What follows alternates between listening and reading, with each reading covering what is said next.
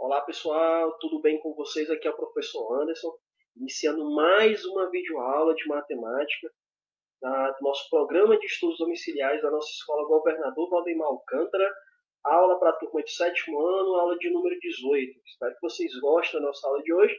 Vamos dar início.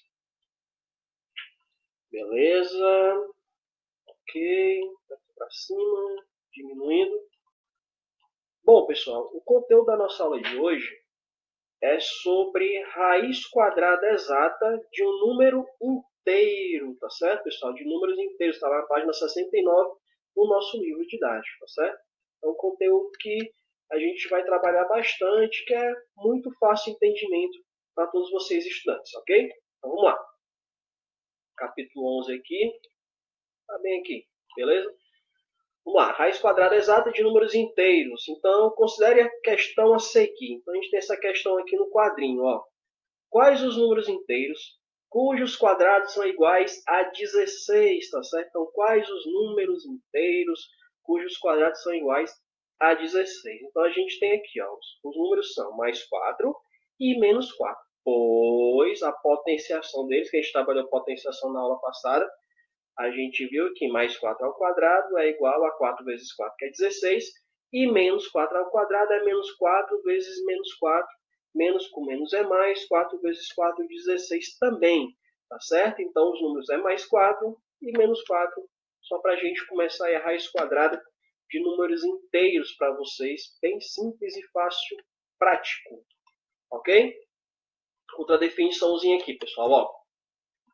A raiz quadrada exata de um número inteiro positivo é um número inteiro positivo que, elevado ao quadrado, resulta no número inicial, tá certo? Então, pela essa definição aqui, a gente tem alguns exemplos aqui, ó. A raiz quadrada de 16 é o número positivo mais 4. Então, indica-se raiz quadrada, o radical é esse aqui, ó. Raiz quadrada, o quadrado. Sempre que for raiz quadrada, a gente não precisa colocar elevado a 2 aqui, não. Ó. O índice 2 não. Quando for raiz cúbica, a gente coloca. Então, quando for raiz quadrada, você já sabe que não tem aqui o índice, tá certo? Então, raiz quadrada de 16 é igual a mais 4.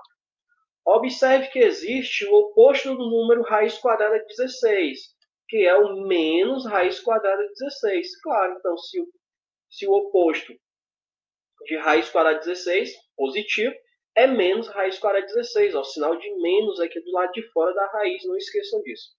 Então, menos raiz quadrada de 16 vai ser igual. Você sempre repete esse sinal fora da raiz aqui, ó. Então, menos igual, tá certo? Raiz quadrada de 16 é igual a mais 4, ou apenas 4, tá bom? Então, mais com menos é menos, então vai ficar menos 4.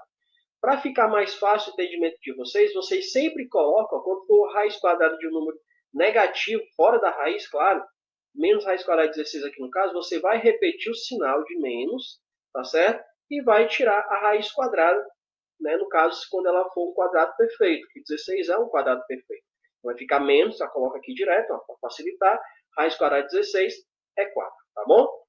No entanto, nem sempre é possível determinar a raiz quadrada em Z, no conjunto dos números inteiros, pessoal. A gente tem exemplo aqui, ó, que vai existir.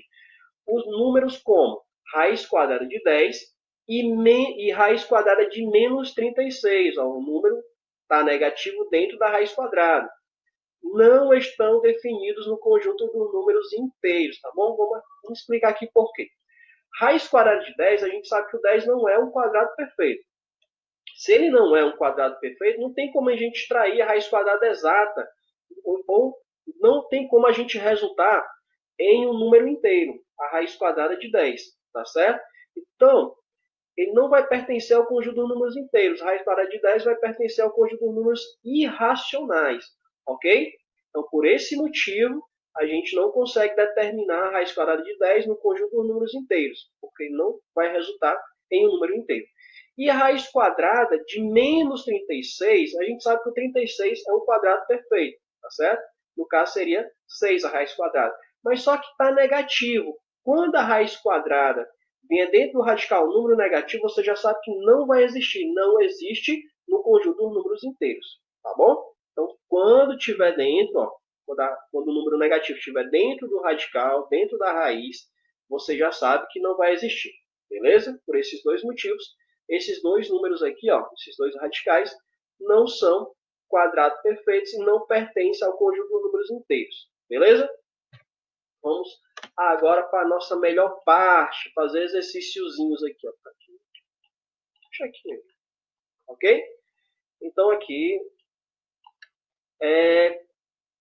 lá na página 69, pessoal, a gente vai responder as questões. Né? Questão 1, 2, 3 e 4. Na questão 1, a gente vai responder, vou responder aqui a questão item A e o item C para vocês respondem o restante. Então, na primeira questão de pergunta, qual é o número inteiro, se existir, claro, que representa a raiz quadrada de 25, a gente sabe que é 5, tá certo? E o item C é raiz quadrada de menos 81. A raiz quadrada de menos 81, pessoal, a gente sabe que é um número negativo, não tem como extrair uma raiz quadrada. Então, não vai existir, ó. Então, o item C, raiz quadrada de menos 81, por ser um número negativo, a gente não consegue extrair a raiz quadrada de um número negativo, então a gente fala que não existe no conjunto dos números inteiros, e nem nos reais também, tá bom? Aí vocês vão fazer o item B e o item D. Na segunda questão, ele pergunta o seguinte, ó. Entre os números raiz quadrada de 9, raiz quadrada de 25, raiz quadrada de 37, raiz quadrada de 64 e raiz quadrada de 80, quais não são números inteiros, tá certo? Então, desses números aqui que eu acabei de citar, quais deles não são números inteiros, pessoal, tá certo? A gente sabe que 80 não é um quadrado perfeito. Se fosse 81, seria 9, né? Mas raiz quadrada de 81 não é um quadrado perfeito, então a gente sabe que o 80 não é, raiz de 80 não é inteiro, ok? Vai ser, no caso aí, uma raiz quadrada inexata, não tem um valor exato, ok? Então, se trataria de um conjunto dos números irracionais. Então, não está presente no conjunto dos números inteiros. Da mesma forma, pessoal, vocês vão analisar que desses quatro números aqui, ó, raiz de 9, raiz de 25, raiz de 37, raiz de 64, tem uma raiz aí, tá certo? Tem um número que não é inteiro também, não é um quadrado perfeito. Então, vocês vão identificar e vão responder para mim na lista de exercício, tá bom? Vamos aqui para a terceira questão. Determine o valor de raiz quadrada. Vou fazer o item A e o item B. Raiz quadrada de 36, a gente sabe que 36 é um quadrado perfeito, então raiz quadrada de 36 é 6.